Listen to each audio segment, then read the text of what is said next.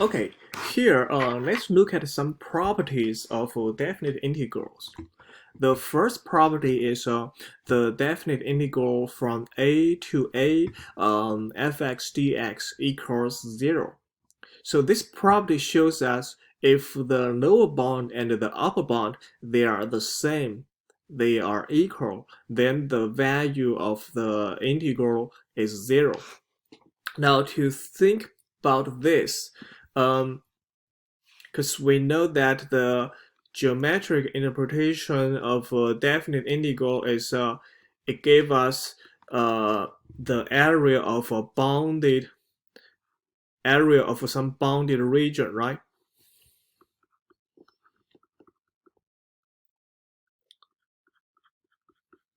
Now, if a and if b equals a, so this will becomes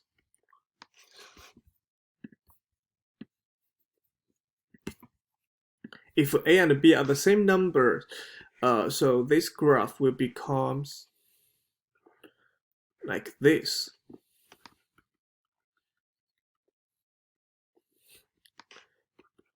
Okay, so this is like for this rectangle, the width is 0, right? Because the width is a b minus a, and when b equals a, the width is 0. Since the width is 0, the area will be 0.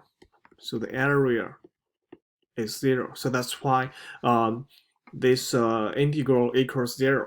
Okay. And the second property says if we switch the lower bound with the upper bound, the result will be opposite to the original integral. And to think about this, so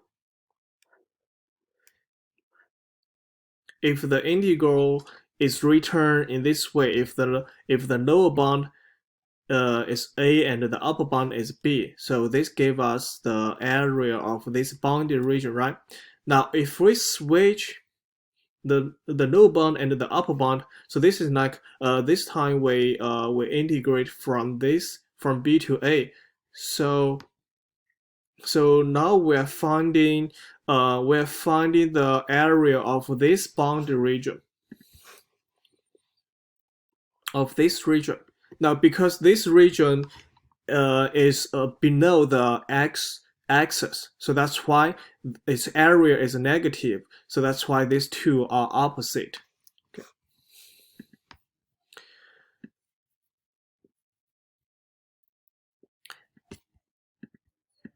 And the third property says the definite integral of a sum or difference of two functions, we can split this into the sum and or difference of two integrals.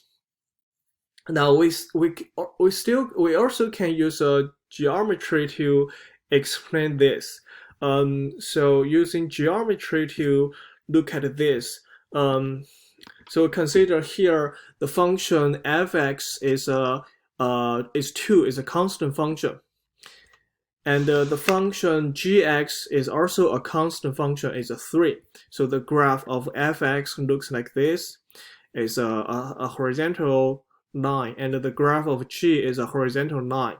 Okay, and therefore the function fx plus gx, so that function is a phi. The function value is phi, is this. Okay. So if we use this example, let's look at what is the value of this integral. So here a equals 5, b equals 10.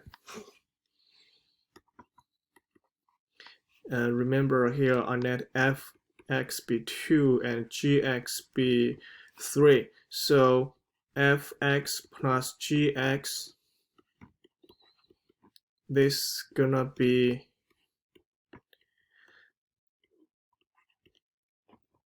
the integral from 5 to 10, 5x, right? So this integral, the value of this integral of this definite integral equals the area of this bounded region, which is a square, because this side is a phi and this side is also phi. So this equals 25. And if we consider the integral from phi to tan fx dx, so that is phi to tan 2 dx, and this is equal to the area of this rectangle. So this rectangle is bounded by this red line and the x-axis, and x equals phi and x equals 10. So that area is this side is phi and this side is what? This side is 2.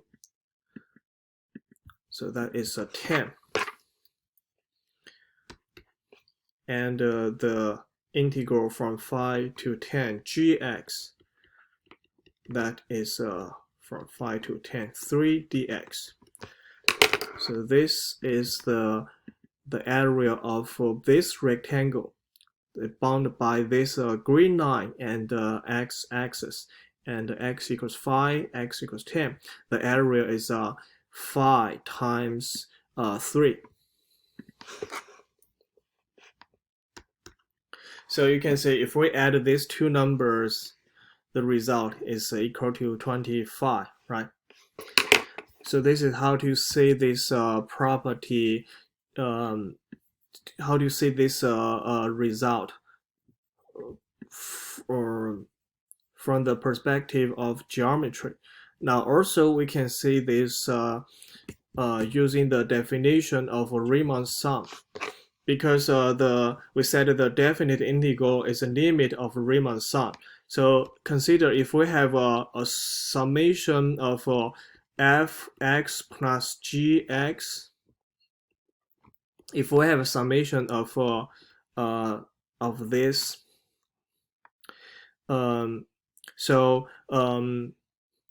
using the property of sigma notation, we can see that the sum of the summation of this, we can split into the summation of f plus the summation of g. Like this is so this is x sub k, this is g sub k, right?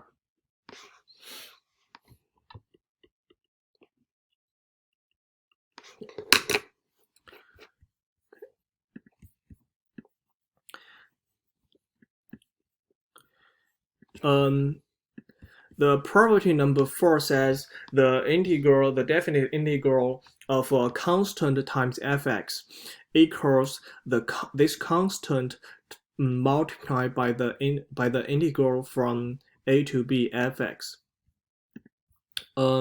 So now let's see. This time, if I let the function fx be this function fx be 2, and if I multiply this function by some constant, let's say 3,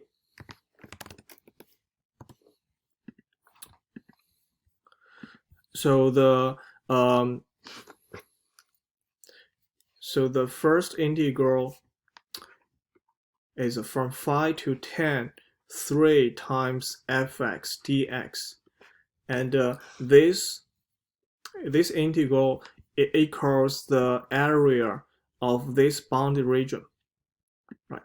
So the length is phi and the height is 6, right? This is 6. The function value is 30. Now this is equal to the area of this rectangle multiplied by 3, because the area of this rectangle, we said it's is a 10, right?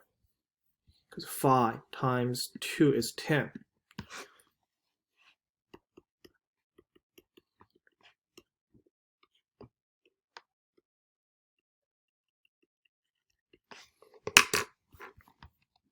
So this property shows us if we stretch the graph for this amount of factor, like here I stretch the graph for a factor of 3. So then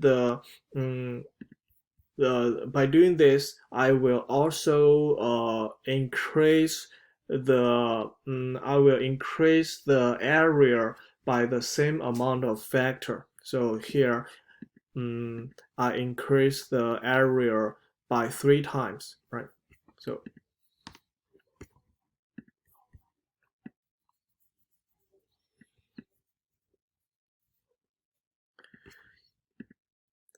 and the last property says if we have integral from a to b fx, now if there is a number c between a and b, then we can split this integral into the sum of two integrals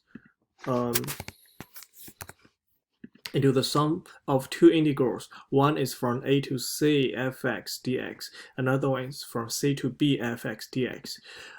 If we use a graph to show this, so this is like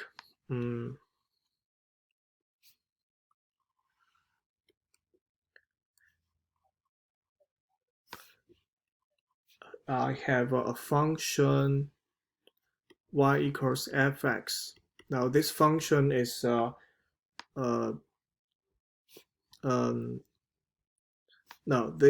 is a region, a bounded region between the graph and between a and b. Okay, let's say there is a number c between a and b. So the area of this bounded region we can split into two pieces.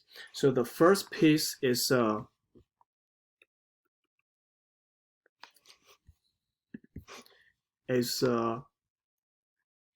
from A to C, right? And the second piece is from C to B.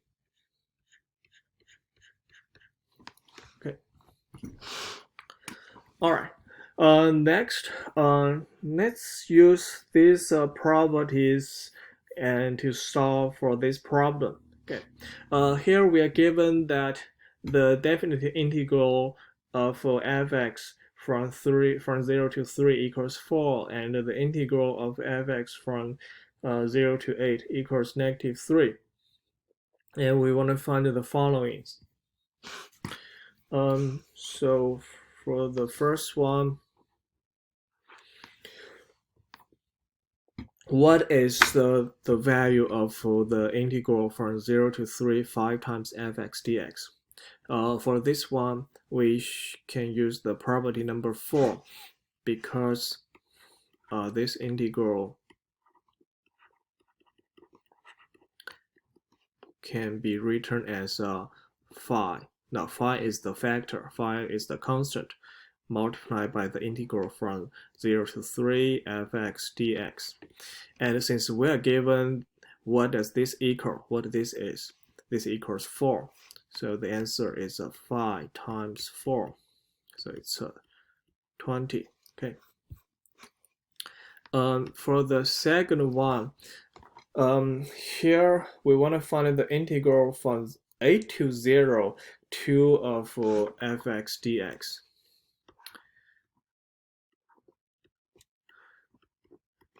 For this problem, we are using two properties. So first property is property number 4.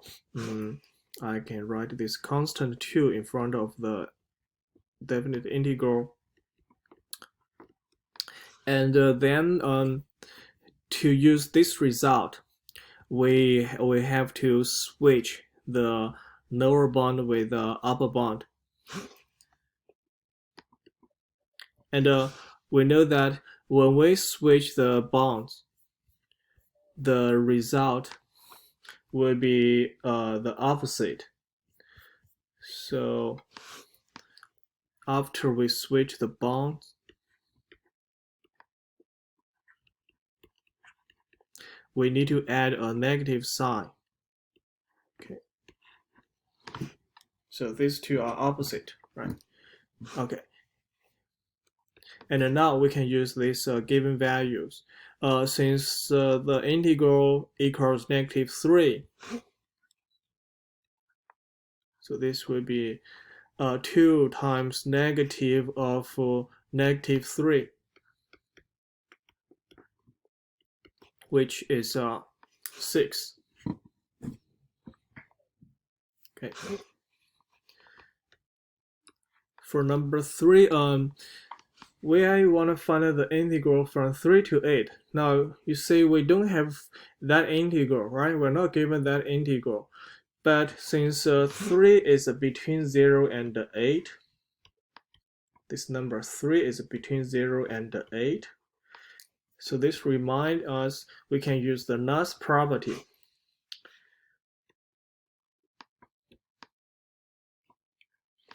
So if we write this down, the integral from 0 to 8 fx dx, we can split into the sum of the integral from 0 to 3 fx dx plus the integral from 3 to 8 fx dx. And we want to know what this is. And we're given this equals 4, and we're given this equals -3. So this problem is equivalent to the problem that -3 equals 4 plus something, and that thing will be our answer. So by solving this equation, we can get this equals -7.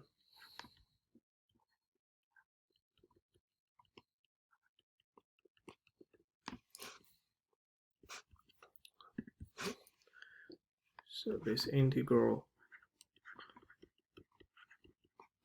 equals -7.